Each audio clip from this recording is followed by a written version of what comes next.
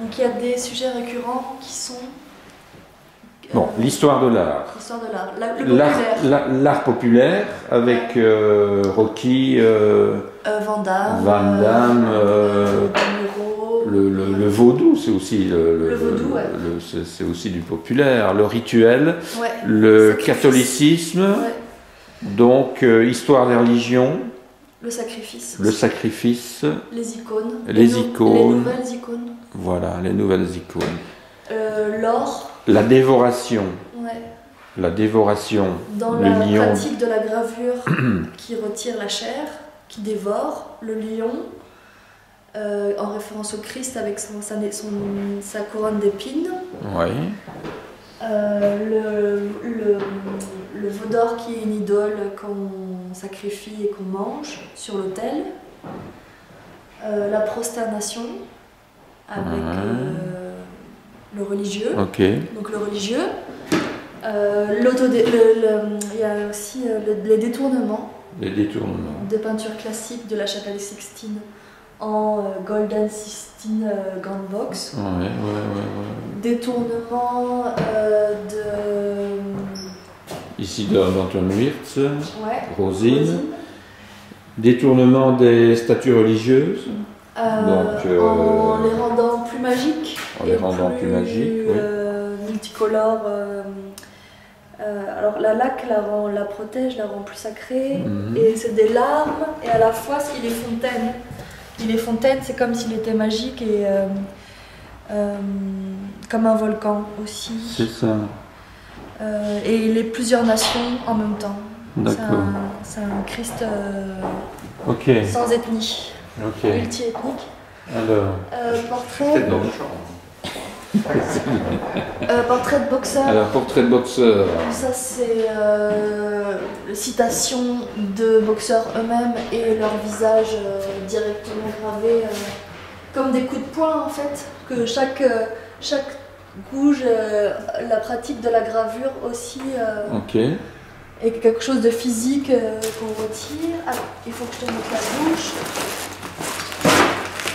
Sinon, il y a Kill by Love ici, Kill by Love. Des portraits de politiciens comme Martin Luther King, mais aussi des rockstars récemment décédés. Alors ça c'est Freddie Mercury, on le reconnaît. Du sida. Ça c'est... Amy Winehouse qui s'est suicidée avec l'alcool. Ça c'est par amour. Il y a John Lennon qui a chanté Imagine John Lennon qu'on a assassiné. Le Christ qui est mort pour nous. Et Lady Di qui est mort d'un accident de voiture. Ici c'est la gouge.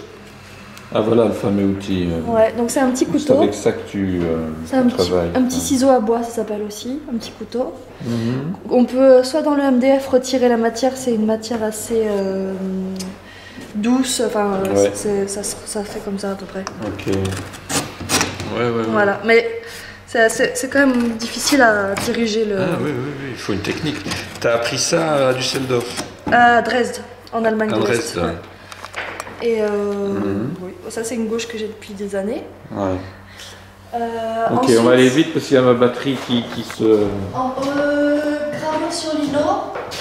Ça c'est une matière plastique qui revêtit les sols de manière générale, mais qui est super aussi pour avoir un effet marbre. Et alors toutes les citations sont tirées d'amis sont des amis qui te donnent des idées quoi. Soit c'est les miennes en 50% et 50% c'est des citations d'amis, des blagues, des jeux de mots.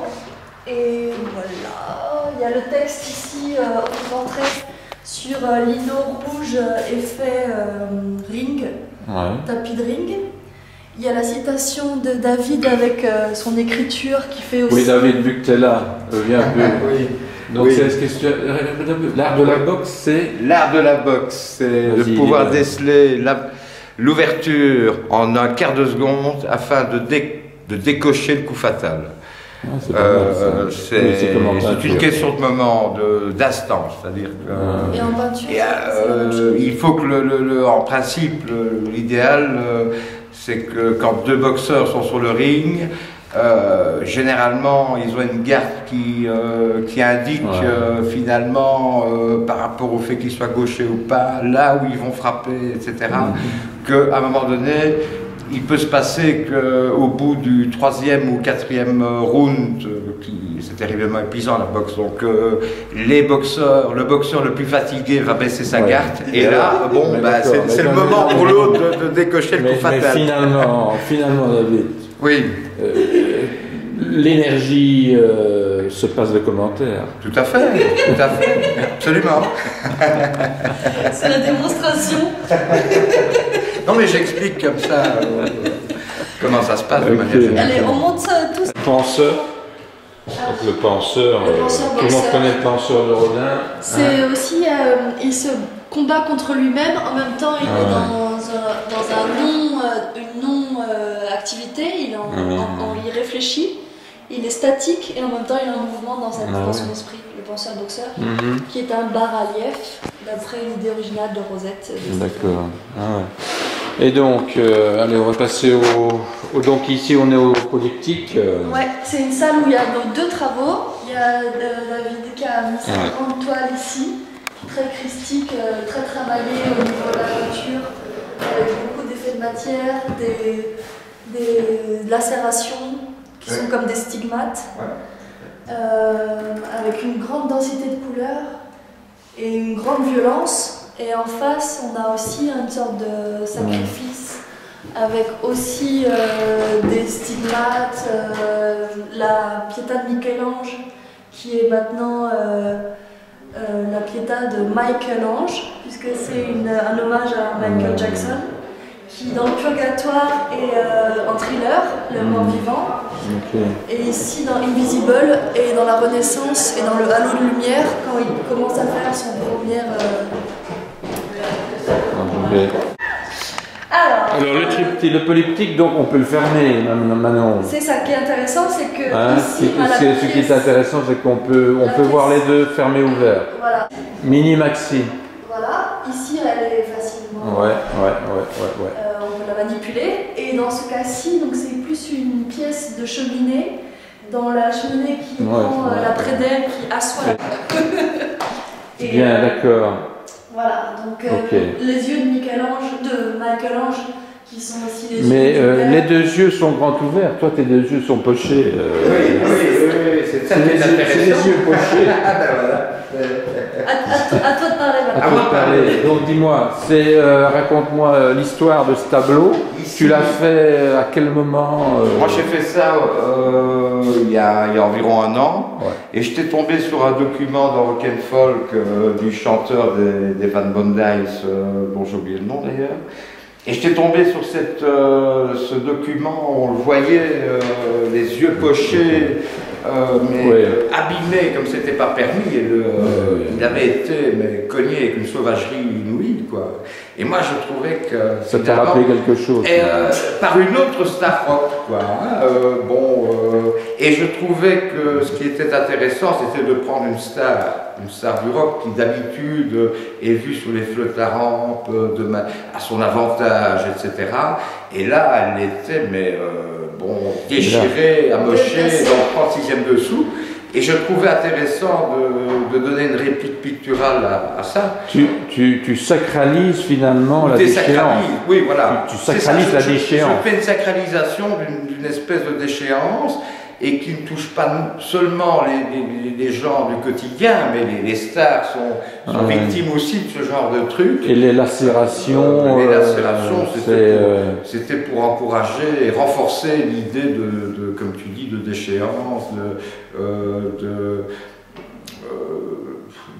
finalement de misérabilisme, parce que bon, là c'est la star qui redescend dans la rue, qui rejoint l'homme de la rue, le quotidien, qui redevient victime, comme peut l'être n'importe quelle personne, comme peut l'être n'importe quel citadin. Donc là, il rejoint, quitte son statut de star pour redevenir un homme de la rue et éprouver que finalement, il peut subir les mêmes, désagréments. Les mêmes désagréments, oui, voilà. Et donc, il y a un fil conducteur avec Mike Tyson, qui lui... Moi je trouvais que ce qui était intéressant là-dedans, c'est en visionnant le film avec le début, la carrière foudroyante de Mike Tyson, et puis alors le déclin, et puis l'entendre commenter tout ça, c'était... Et on revoyait comme ça des images de Mike Tyson jeune, quand il a commencé la boxe à sa sortie de prison, et qu'il était pris en main par ce manager là, qui l'a monté en haut de la tour. Et je trouvais ça émouvant de le voir comme ça, non pas avec les gants de manière habituelle, mais avec les bandes de peau. Je veux dire que l'on met en dessous des gants pour serrer les poings et faire en sorte qu'il soit plus. Et là, on voit déjà cette détermination et ce côté, cette ténacité, je veux dire, dans le regard et dans l'attitude. Donc finalement, ce qui t'intéresse dans cette thématique de la boxe, c'est le contexte social et bas. Oui, voilà. Il y a toujours une chute. Il y a toujours une chute, il y a toujours une montée fulgurante, et puis alors il y a un déclin. Et dans la carrière d'un boxeur qui est fort aléatoire, je veux dire, ça peut se passer en très peu de temps. Je veux dire, les grands comme Marvin Hagler, Ray Sugar Leonard et les Mohamed Ali, ça s'arrête à temps. Avant la déchéance, ils captent le moment décisif là où il faut qu'ils arrêtent. Je veux dire, ceux qui se noient là-dedans, c'est finalement les petits boxeurs qui sont amochés, c'est dramatique d'ailleurs, c'est misérabiliste, c'est du Zola, c'est du Dickens, quoi. Que les grands arrivent à calculer, généralement ils sont bons donc ils ne prennent pas trop de coups, ils ne s'exposent pas trop, et je veux dire ils terminent généralement en beauté. Et donc là c'est un peu un film d'une histoire que tu racontes à travers des chaos et des combats de boxe et des citations. C'est une sorte de résumé de ce que peut être la boxe. Je veux dire, là on voit un boxeur à l'entraînement. Là, on le voit au tapis, et puis là, on le voit dans l'essence même du combat. Donc là, j'ai essayé de donner les diverses facettes de ce que peut représenter la boxe de manière générale. C'est des moments de tension. Voilà, tout à fait. De tension. Absolument. Et donc, dans la gravure, toi, c'est la plaque de cuivre. Oui, moi je... tu es un... c'est-à-dire que elle l'enlève. Je veux dire, elle est face à une matrice et les formes se détachent de par le fait qu'elle enlève comme ça des couches successives, etc. Moi c'est différent, je griffe, je gratte, je lacère ma plaque, j'appuie dessus, j'appuie dessus, or elle détache. Elle détache les formes que moi je les imprime. Voilà, c'est la différence. Et qu'est-ce que tu trouves de différent dans la gravure par rapport à la peinture? C'est-à-dire que là, c'est deux langages différents. C'est tout à fait différent. On peut dire quand on fait de la gravure, on a réellement l'impression de bosser. C'est-à-dire que c'est plus fastidieux. C'est-à-dire que il y a d'abord, d'une part, on part généralement d'un projet. Et puis alors il faut le graver, et puis c'est déjà en soi quelque chose de très physique, parce que bon, il faut appuyer sur la plaque, plus on appuie, plus très fort. Donc, je veux dire, il y a déjà cette étape-là, et puis alors il faut faire les tirages successifs. Il y a d'abord les premiers tirages qui aident le graveur à pouvoir s'y retrouver, à voir ce qu'il a fait, à retravailler en conséquence de ça. Et puis, un tirage, ça prend un quart d'heure, 20 minutes, chaque fois. Il faut d'abord ancrer la plaque, et puis par la suite, il faut détacher toute l'encre qui se trouve dessus à l'aide de pages de bottin téléphoniques. Il faut la paumer. Et puis alors après, il y a le tirage, et qui n'est pas toujours probant au premier tirage. Donc il faut en refaire de manière... Il faut des fois faire 30 tirages pour en avoir 5 bons, Donc, qu'est-ce qui fait un bon graveur? Je pense qu'un bon graveur... Je crois que chaque graveur a sa technique. Je crois que c'est comme en peinture. Il y a une façon de faire, etc. Moi, je crois que le bon graveur, c'est le type qui arrive à graver comme il dessine sur une feuille de papier et avoir la même intuitivité, la même souplesse et la même facture. La même précision aussi, ça dépend un peu vers où on va. Mais généralement, c'est ça, c'est l'adresse. D'accord aussi. On est plus proche du dessin, en fait. Voilà, oui, c'est graphique. Hein. C'est graphique, mais il y a aussi des lignes de tension. Et au niveau de la palette de couleurs, on n'a pas beaucoup de choix aussi. Ah oui, c'est restreint. Donc là, tu es obligé de te démerder avec Tu te concentres sur le dessin. Voilà, le contraste le plus élémentaire qui soit, qui est noir et blanc. Voilà. Et là, tu dois dire un maximum de choses avec finalement peu de moyens. Et une palette restreinte. Tu as un contraste, c'est le noir et blanc, et tu dois te démerder avec ça. Donc ça, c'est quand même... Et ça ne fait que renforcer aussi le champ d'expression. Et comment tu l'as appelé, la petite peinture jaune, là, pourquoi? Nature morte. C'est la nature morte de la Voilà. salle. Tout à fait.